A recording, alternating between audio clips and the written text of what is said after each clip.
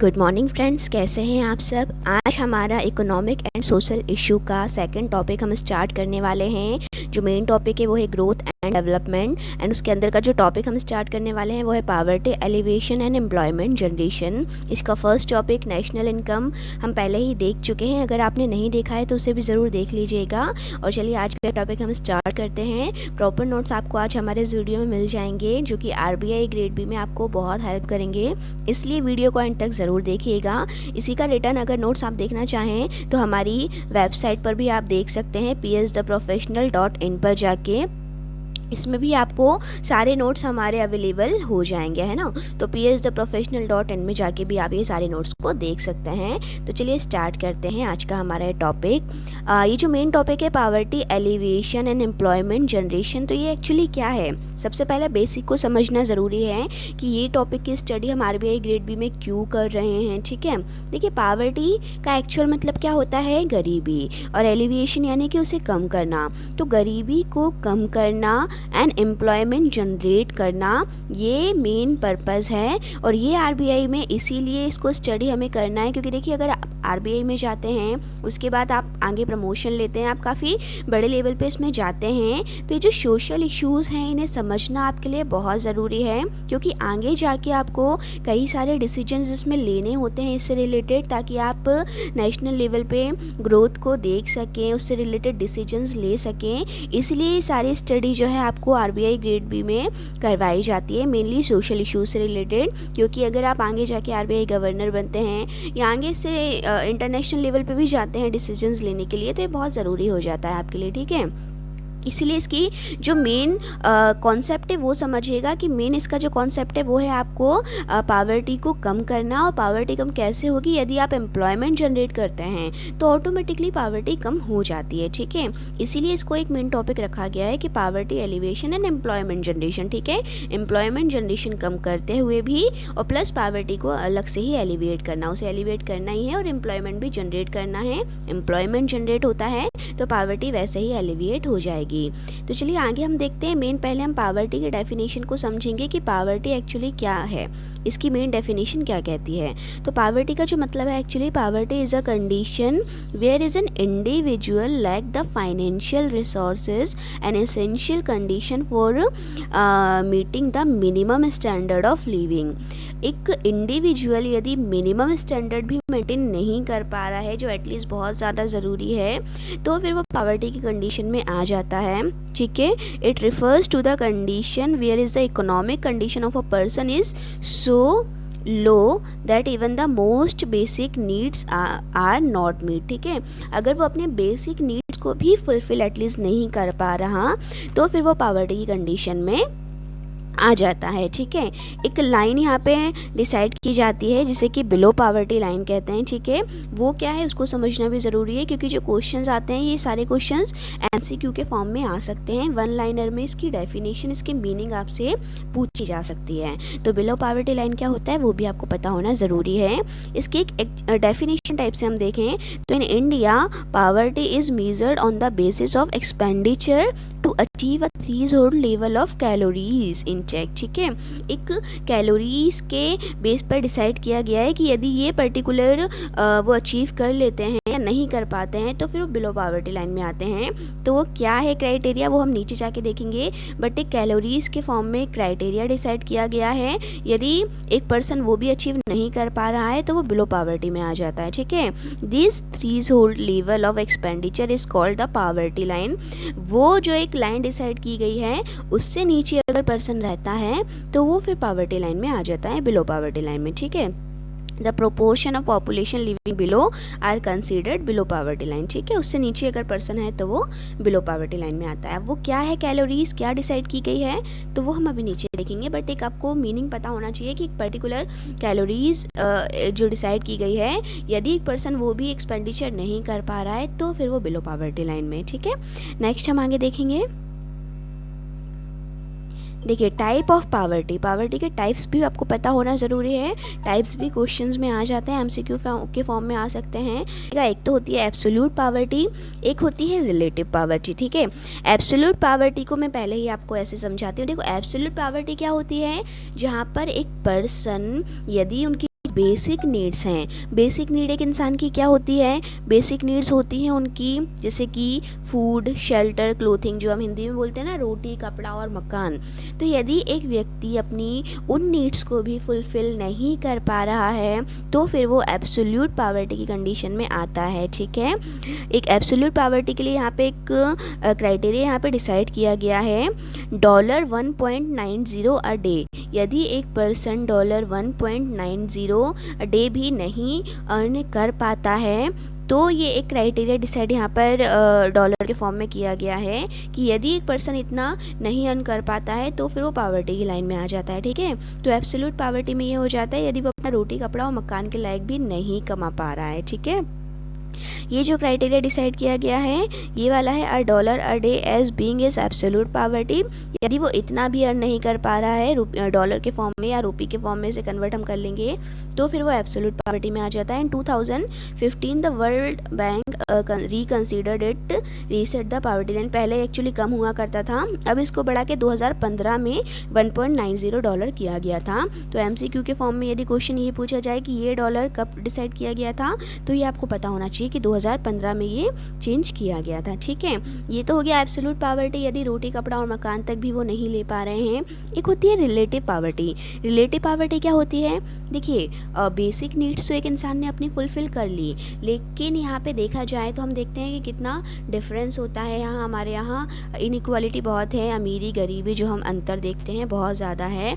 तो जब एक लोअर क्लास कहते हैं ना, एक मिडिल क्लास होता है, एक अपर क्लास होता है, तो जो लोअर क्लास फैमिलीज़ हैं यदि वो इतना भी स्टैंडर्ड मेंटेन नहीं कर पा रही हैं कि वो मिडिल क्लास को अचीव कर सके या हाई लेवल पे उनको अचीव कर सके, मेंटेन कर सके, तो वो एक्चुअली क्या होता है, वो फिर कंपेयर किया जाता है या रिलेट कह सकते हैं कि रिलेट करके हम देख रहे हैं कि ये गरीब है, वो अमीर है। तो ये जो रिलेटेड करके देखा जाता है ना, ये रिलेटिव पॉवर्टी कहलाती है। अब इसको रिटर्न में हम देखें तो क्या होगा, relative poverty is the condition in which people lack the minimum amount of income needed to maintain the average standard of living.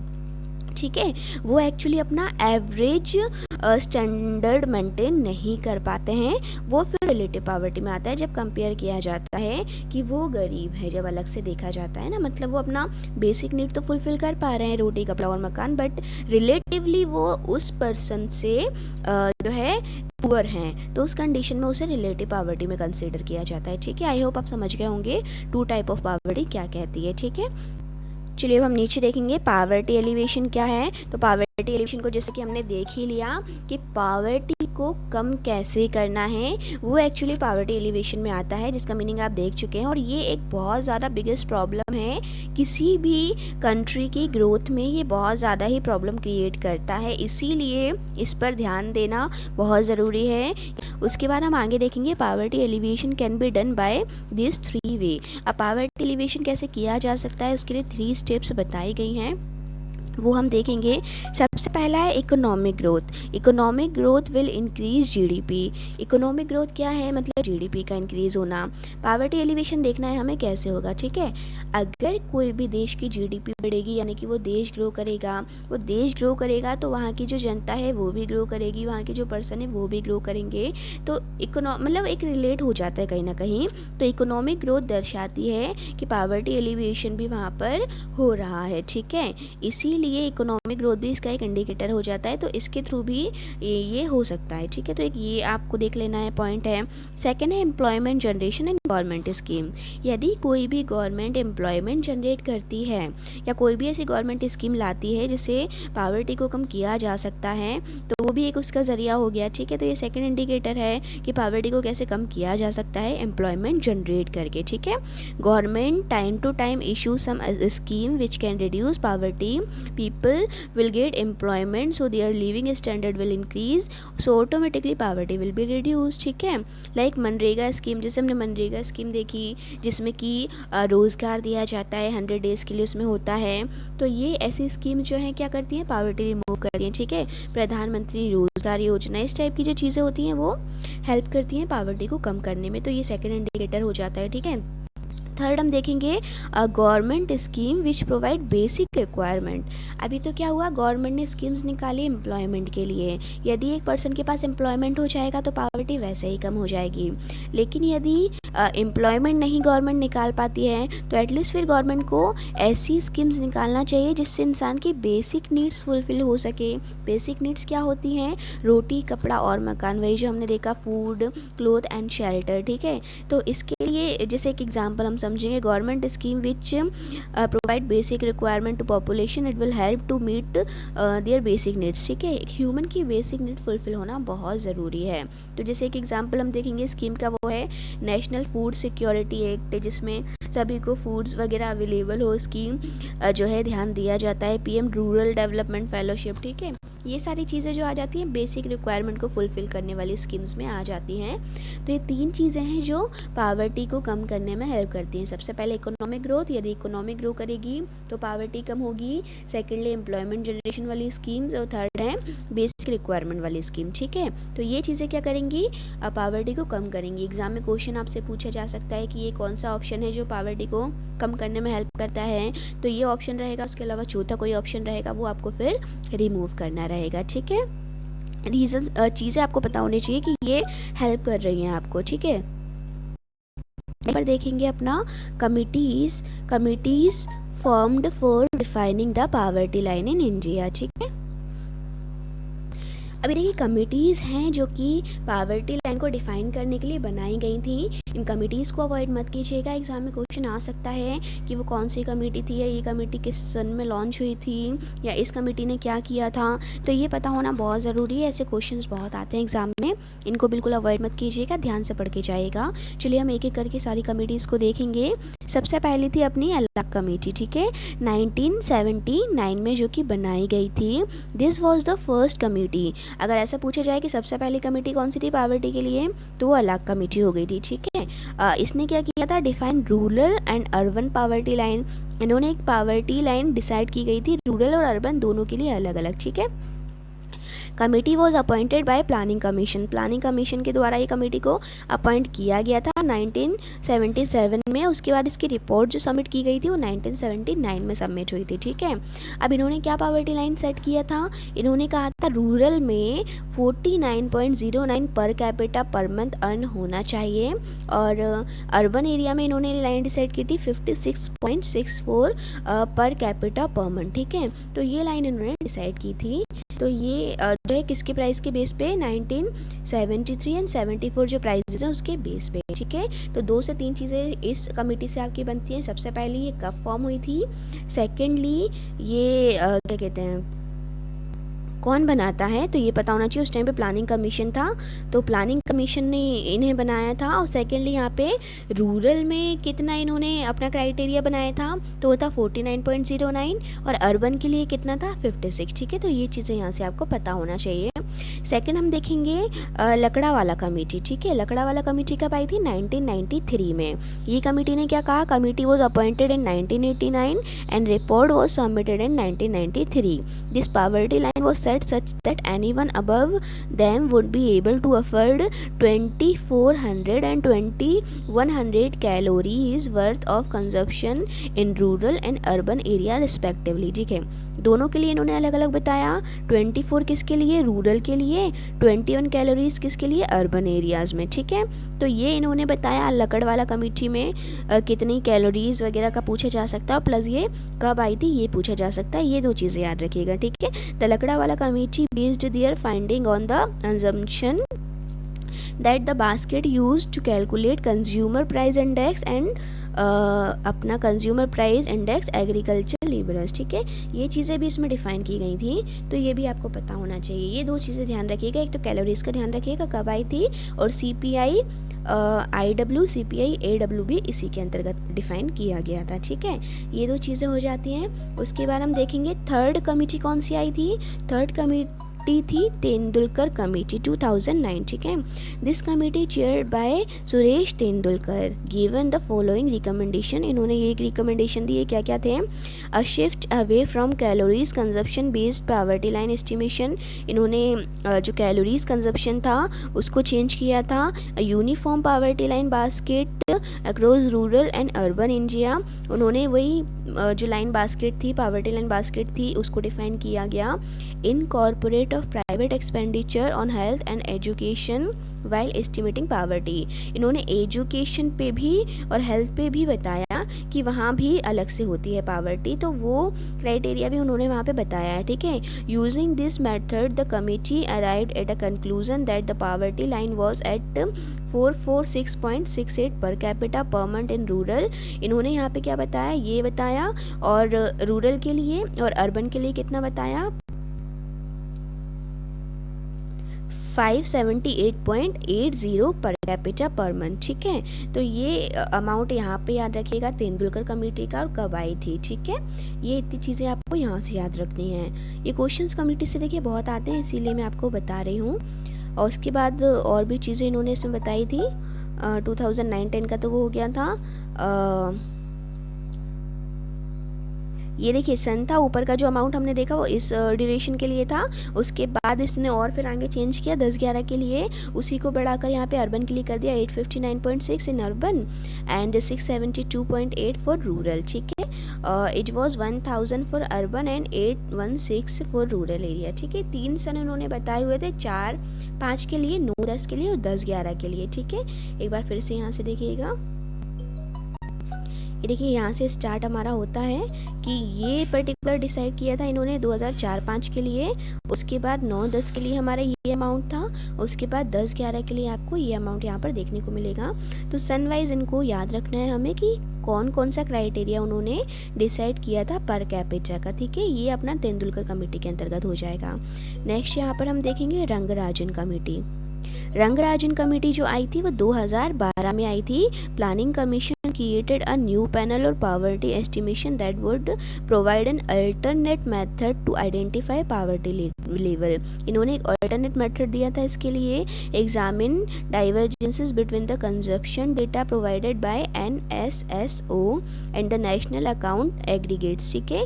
NSSO के द्वारा ये किया गया था। review the international poverty estimation method, जितनी भी poverty estimation की methods थी उसको review किया गया इस कमेटी के द्वारा, पुरानी जितनी भी थी।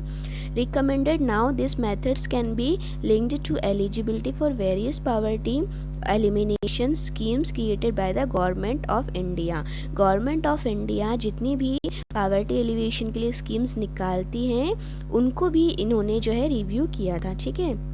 The committee submitted its final report on 2012. 2012 में ये फॉर्म हुई थी और 2014 में इन्होंने अपनी रिपोर्ट सबमिट की थी, ठीक है। The report said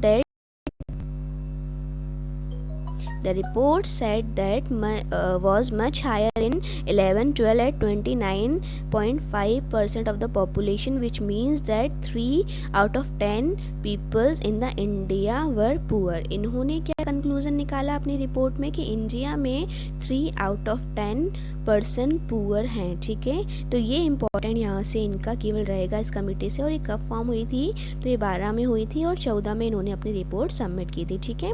तो ये 4 कमेटीज़ हो जाती हैं। इसका मेन जो है डेटा आपको याद रखिएगा, डेटा से रिलेटेड क्वेश्चंस पूछे जाते हैं और ये कब फॉर्म हुई थी वो क्वेश्चंस आपको इसमें याद रखना है, ठीक है। आगे अब हम देखेंगे some of the indexes in measuring poverties are. देखिए कुछ इंडेक्सेस होते हैं जो कि इशू होते रहते हैं टाइम टू टाइम, ये पावर्टी से रिलेटेड होते हैं, पावर्टी को मीज़र करते हैं, इसीलिए ये बहुत इंपॉर्टेंट हो जाते हैं। तो आपको पर्टिकुलर जब इंडेक्स इशू होता है तो पता होना चाहिए कि वो पावर्टी को मीज़र करता है, इसीलिए जब भी कोई इनमें से कोई इंडेक्स इशू होगा तो आपको उसकी डिटेल स्टडी करनी पड़ेगी। क्योंकि देखिए क्वेश्चन कैसे आते हैं ईएसआई में जो क्वेश्चन आते हैं वो करंट डेटा से रिलेटेड आते हैं। अब करंट डेटा के क्वेश्चन आप पढ़ेंगे कैसे? जब आपको बेसिक पता होगा कि ईएसआई के अंदर क्या क्या सिलेबस कवर होता है। तो अब हमने देख लिया कि देखिए पावर्टी से रिलेटेड जो भी स्कीम्स आपको आएंगी आपको पता है कि उसे याद रखना ही है, क्योंकि वो सिलेबस का पार्ट है और उससे रिलेटेड क्वेश्चन अगर करंट अफेयर में बनता है तो वो बहुत इंपॉर्टेंट हो जाता है आपके आरबीआई ग्रेड बी के लिए।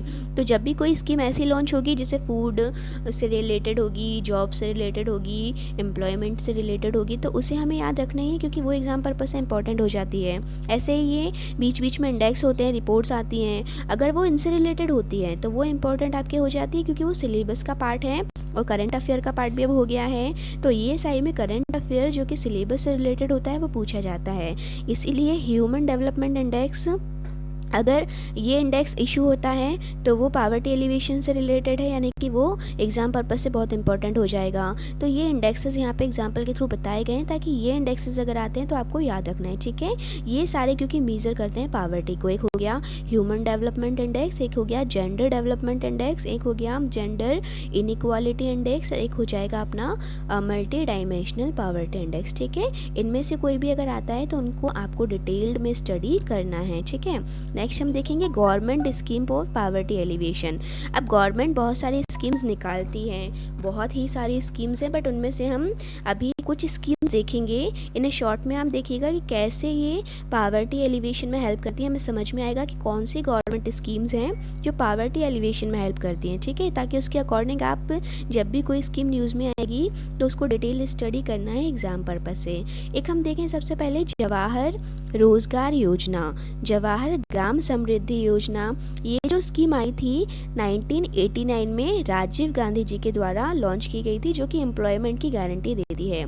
एम्प्लॉयमेंट अगर होगा तो पावर्टी वैसे ही रिमूव होगी, ठीक है। इसलिए पावर्टी एलिवेशन का पार्ट हो जाती है।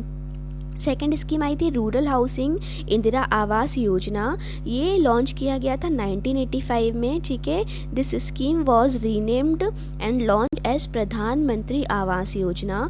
ये जो इंदिरा आवास योजना है यही बाद में चेंज होकर प्रधानमंत्री आवास योजना, जो कि आज के डेट में बहुत ज़्यादा फेमस है।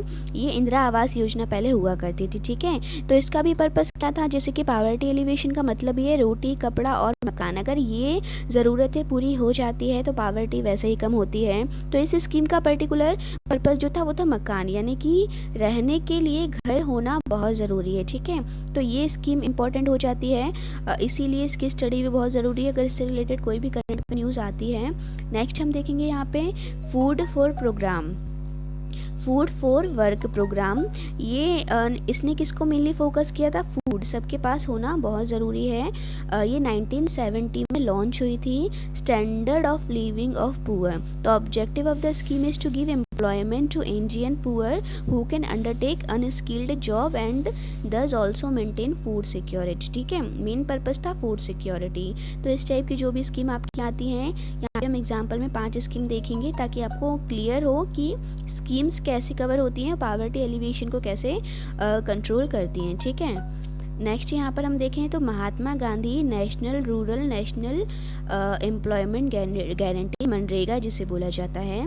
मनरेगा क्या करता है, एम्प्लॉयमेंट गारंटी देता है, ठीक है, पुअर फैमिलीज़ के लिए। ये मेनली लॉन्च किया गया था 2005 में से लॉन्च किया गया था, ठीक है। ये गारंटी देता है जॉब की कितने दिन के लिए, 100 डेज़ के लिए। ये बहुत ज़्यादा इंपॉर्टेंट है, डेज़ यहाँ पे याद रखिएगा, बहुत एग्जाम्स में देखा गया है और आने वाले एग्जाम में भी ये क्वेश्चंस आ सकते हैं, ठीक है। नेक्स्ट यहाँ पर हम देखें तो प्रधानमंत्री कौशल विकास योजना। इसका मेन पर्पस क्या था, देखिए स्किल डेवलप करना। स्किल अगर आप में होगी तो एम्प्लॉयमेंट वैसे ही आपको मिल जाएगा, और एम्प्लॉयमेंट मिलेगा तो गरीबी वैसे ही दूर हो जाएगी, ठीक है। तो इस टाइप की स्कीम्स भी निकाली जाती हैं जो डायरेक्टली जॉब तो नहीं देती, बट यदि आप ये स्किल्स लेते हैं, सर्टिफिकेट यहाँ पर दिया जाता है तो उसके थ्रू फिर आपको जॉब यहाँ पर मिलती है। जॉब यदि मिलती है तो आपकी पावर्टी वैसे ही कम हो जाती है, ठीक है। तो इस टाइप की स्कीम जो है वो किसके लिए मेनली हो गई, वो हो गई पावर्टी एलिवेशन के लिए, जो कि इनडायरेक्ट तरीके से थी। अब हम डायरेक्ट तरीके से देखें तो कुछ गवर्नमेंट स्कीम यहाँ पर ऐसी हैं जो कि डायरेक्ट एम्प्लॉयमेंट जनरेशन से रिलेटेड हैं, जो कि एम्प्लॉयमेंट जनरेट करती हैं। जिसमें सबसे पहले हम देखें तो रूरल एम्प्लॉयमेंट जनरेशन प्रोग्राम, ठीक है। रूरल एरिया के लिए पर्टिकुलर निकाला गया था एम्प्लॉयमेंट जनरेशन प्रोग्राम। कब लॉन्च किया गया था, 1995 में, ठीक है।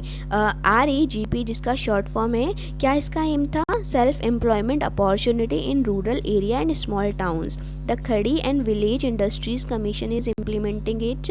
Under this program, one can get financial assistance in the form of bank loan to set up small industries. देखिए फिर देखा गया कि जॉब्स उतनी है नहीं है, ठीक है, तो उसके बाद फिर गवर्नमेंट ने ऐसी स्कीम्स निकालना शुरू की जिसके बाद सेल्फ एम्प्लॉयमेंट को ज़्यादा फोकस किया गया ताकि लोग अपना रोज़गार खोल सकें, अपना रोज़गार खोलें और दूसरों को भी रोज़गार दें, ठीक है। तो मेनली आगे की जो स्कीम्स निकाली जा रही हैं वो सेल्फ एम्प्लॉयमेंट से रिलेटेड है, जिसमें एक ही एग्जाम्पल अपना हो गया रूरल एम्प्लॉयमेंट जनरेशन का। सेकंड आप देखें तो प्रधानमंत्री रोज़गार योजना फॉर एजुकेटेड अनएम्प्लॉयड यूथ। अब हमने देखा कि एजुकेटेड बहुत है यहाँ पर, इसके बाद भी अनएम्प्लॉयड हैं, तो गवर्नमेंट ने फिर उनसे रिलेटेड पर्टिकुलर स्कीम निकाली ताकि जो एजुकेटेड हैं लेकिन अनएम्प्लॉयड हैं तो उनको फोकस किया जा सके। तो उसके लिए जो स्कीम निकाली यहाँ पर 1993 में, ठीक है, इसका मेन पर्पस था जो एजुकेटेड हैं उनको ही पर्टिकुलर यहाँ पर दिया जाए, ठीक है। तो उनको लोन फिर यहाँ पे मिलता था छोटा छोटा ताकि वो अपने लिए सेल्फ एम्प्लॉयमेंट ले सकें, ठीक है, एक छोटा सा रोज़गार अपना खोल सकें ताकि दूसरों को भी रोज़गार दे सकें। ये अपना इस टाइप की स्कीम्स हो जाती हैं। एक था अपना स्वर्ण जयंती शहरी रोज़गार योजना। अभी जो स्वर्ण जयंती शहरी रोज़गार योजना है और प्लस एक उन्होंने निकाली थी स्वर्ण जयंती ग्राम स्वरोजगार योजना। शहरी लोगों के लिए अलग निकाली थी, ग्रामीण लोगों के लिए अलग यहाँ पर निकाली गई थी। दोनों का पर्पस था यहाँ पर रोज़गार, ठीक है। ये जो स्कीम थी शहरी रोज़गार योजना, ये लॉन्च हुई थी अपना 1997 में। The scheme aim to an employment to the urban unemployed and under employed poor through encouraging the setting up self employment, ठीक है। सेल्फ एम्प्लॉयमेंट मेन था इनका पर्पस। ऐसे ही ये जो ग्राम स्वरोजगार योजना थी ये 1999 में निकाली गई थी। इसका भी जो एम था, देखिए आपने सेल्फ हेल्प ग्रुप के बारे में बहुत ज़्यादा सुना होगा, ये छोटे छोटे सेल्फ हेल्प ग्रुप बनाए जाते हैं, ये इसी स्कीम के अंतर्गत लॉन्च किए गए थे और अभी भी ये बहुत ज़्यादा ग्रामीण एरिया में आपको देखने को मिलेंगे, ठीक है। तो ये इसकी स्कीम के अंतर्गत निकाले गए थे। उसके बाद एक और एग्जाम्पल पर देखेंगे दीन दयाल अंत्योदय योजना यानी कि NULM भी आप देखते हैं ग्रामीण में बहुत ज़्यादा फेमस है यहाँ पर। इसमें भी क्या होता है, वही सेल्फ हेल्प ग्रुप के थ्रू मेनली फीमेल्स वगैरह और इनके लिए था। क्या है ये लॉन्च 23 सितंबर 2013 में आया था। रिप्लेस स्वर्ण जयंती शहरी रोज़गार योजना, शहरी रोज़गार योजना को इसने रिप्लेस किया था, ठीक है। suitable spaces, institutional credit, social security and skill to the urban street vendor for assessing emerging market opportunities। यहाँ पे मेनली स्ट्रीट वेंडर को एक्चुअली फोकस किया गया था इस स्कीम में, ठीक है। तो ये अर्बन के लिए हो गया था अपना और वो सेल्फ हेल्प ग्रुप अपना रूरल एरियाज़ के लिए हो गया था। तो ये कुछ एग्जाम्पल्स दिए हैं एक्चुअली स्कीम के थ्रू मैंने। स्कीम्स तो बहुत सारी हैं बट ये कुछ स्कीम से आप समझेंगे कि किस तरीके से गवर्नमेंट स्कीम के थ्रू पॉवर्टी को एलिवेट करने की कोशिश करती है, एम्प्लॉयमेंट जनरेट करने की कोशिश करती है, ठीक है। तो ऐसे ही अभी आपको बहुत सारी स्कीम्स पढ़ना है, बट पढ़ना कैसे, देखो स्कीम तो बहुत सारी हैं बट सारी तो नहीं पढ़ी जा सकती। जैसे ही आपको करंट में कोई ऐसी न्यूज़ दिखती है जो कि पुरानी स्कीम को वापस से ऊपर ला रही है तो वो फिर बहुत इंपॉर्टेंट हो जाती है। जैसे अभी बजट की बात हुई थी तो बजट ने पुरानी कुछ स्कीम्स को पैसा एलोकेट किया था, देन वो इम्पॉर्टेंट हो जाती है कि हाँ दोबारा गवर्नमेंट ने उन्हें एलोकेशन दिया, यानी कि उसे अभी हमें करंट में पढ़ना है, वो एग्ज़ाम पर्पस से बहुत ही इंपॉर्टेंट है, ठीक है। आगे हम यहाँ पर देखेंगे some of the issue in India employment generation are. कुछ ऐसे इश्यूज़ हैं इंडिया में जो कि एम्प्लॉयमेंट जनरेशन के लिए एक्चुअली बहुत ज़्यादा प्रॉब्लम क्रिएट करते हैं, जिसमें पहला है पॉपुलेशन ग्रोथ। पॉपुलेशन इतनी ज़्यादा ग्रो इंडिया में कर रही है कि फिर एम्प्लॉयमेंट उतनी तेज़ी से ग्रो नहीं कर पा रहा है, इसीलिए यहाँ पर एम्प्लॉयमेंट जनरेशन में कि ये प्रॉब्लम में देखा जाए तो मॉडर्नाइजेशन रिड्यूसिंग मैनुअल लेबर। अब हम देखें तो मॉडर्नाइजेशन यानी कि इतना ज़्यादा मॉडर्न चीज़ें हो गई हैं, मशीनें आ गई हैं, मशीनों ने इंसानों को रिप्लेस कर दिया है, तो यहाँ पर ये चीज़ें एम्प्लॉयमेंट के लिए बहुत ज़्यादा प्रॉब्लम क्रिएट करने लगी हैं, क्योंकि जो काम पहले ह्यूमन किया करते थे अब वो मशीनें कर लेती हैं और 10 के बराबर काम अकेला एक मशीन कर लेती है, जिससे एम्प्लॉयमेंट जो है धीरे धीरे कम हो रहा है, तो ये भी एक प्रॉब्लम है। उसके बाद हम देखें तो lack of adequate fund allocation for employment generation. Employment sector में उतना ज़्यादा फंड ही अवेलेबल नहीं हो पा रहा है, जिसके कारण एम्प्लॉयमेंट में जॉब क्रिएट नहीं हो पा रही हैं। लैक ऑफ स्किल्ड लेबर, कई जगह तो जॉब है लेकिन प्रॉपर स्किल्ड लेबर ही नहीं है, जिसके कारण से फिर जॉब नहीं मिल पाता है उनको। Highly educated but with no skill population.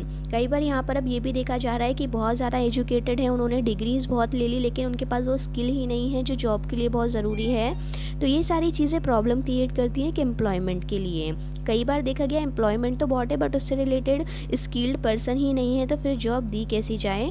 इसलिए फिर वहाँ पे इंसानों की जगह मशीनें फिर क्रिएट की जाती हैं क्योंकि वो ज़्यादा बेहतर काम कर सकती हैं। तो ये जो चीज़ें हैं वो एम्प्लॉयमेंट के लिए प्रॉब्लम्स क्रिएट कर रही हैं, ठीक है। तो ये पर्टिकुलर क्वेश्चन अगर आता है तो यहाँ पर ये ऑप्शन रहता है, तो ये पता होना चाहिए कि हाँ ये प्रॉब्लम है एम्प्लॉयमेंट जनरेशन के लिए, ठीक है। उसके बाद हम देखें तो program following program can help to bring people above poverty line. अब ये सारे प्रोग्राम्स अगर चलाए जाएं तो ये पावर्टी को रिमूव कर सकते हैं, पर्सन्स को पावर्टी से ऊपर लाई जा सकते हैं। अब सबसे पहला एम्प्लॉयमेंट, अगेन एम्प्लॉयमेंट तो गवर्नमेंट को क्रिएट करना ही पड़ेगा चाहे कैसी भी कंडीशन हो, क्योंकि एम्प्लॉयमेंट ही पावर्टी को कम कर सकता है। सेकेंड है एजुकेशन, यदि एजुकेशन अच्छे से ली जाए और स्किल क्रिएट की जाए तो वैसे ही फिर जॉब वो कहीं ना कहीं से ले ही सकते हैं। तो ये चीज़ें बहुत हेल्प करती हैं पॉवर्टी से रिमूव करने में। हेल्थ केयर फैसिलिटी भी ज़रूरी है। Food at reasonable price, food अगर यहाँ पर जैसे कि हम देखते हैं महंगाई बहुत ज़्यादा बढ़ती है, इसीलिए कई पुअर पीपल तो उसे अफोर्ड ही नहीं कर पाते हैं। तो यहाँ पर फूड बहुत ज़्यादा ज़रूरी है, वो एक अफोर्डेबल प्राइस में मिलना ज़रूरी है, ठीक है। तो पावर्टी फिर नहीं रहती है क्योंकि ये बेसिक नीड्स में आता है, बेसिक नीड्स तो फुलफिल होना बहुत ज़रूरी ही है।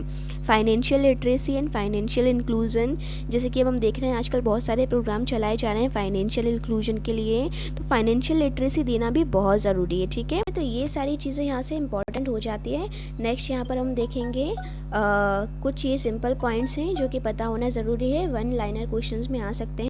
Poverty line basket, poverty line basket क्या होती है? The basket of goods and services necessary to satisfied basic human needs is the poverty line basket, ठीक है। पावर्टी लाइन बास्केट क्या है?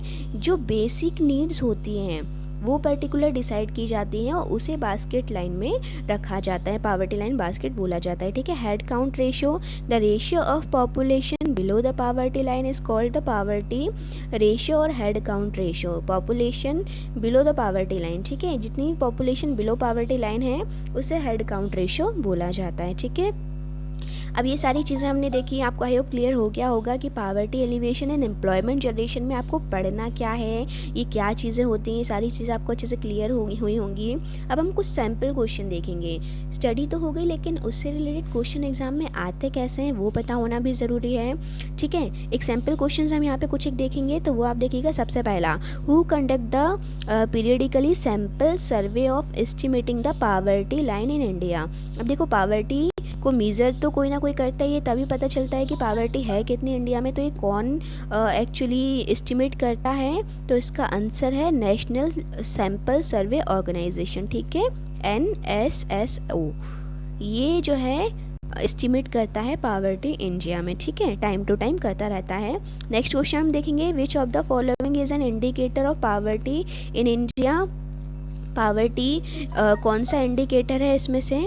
तो सबसे पहला है option income level, illiteracy level, employment level, ठीक है। तो इनकम लेवल बताता है विच of the following is an indicator of poverty line in India. तो इनकम लेवल बताता है कि पावर्टी कितनी है, ठीक है। इसके बाद नेक्स्ट क्वेश्चन यहाँ पर हम देखेंगे।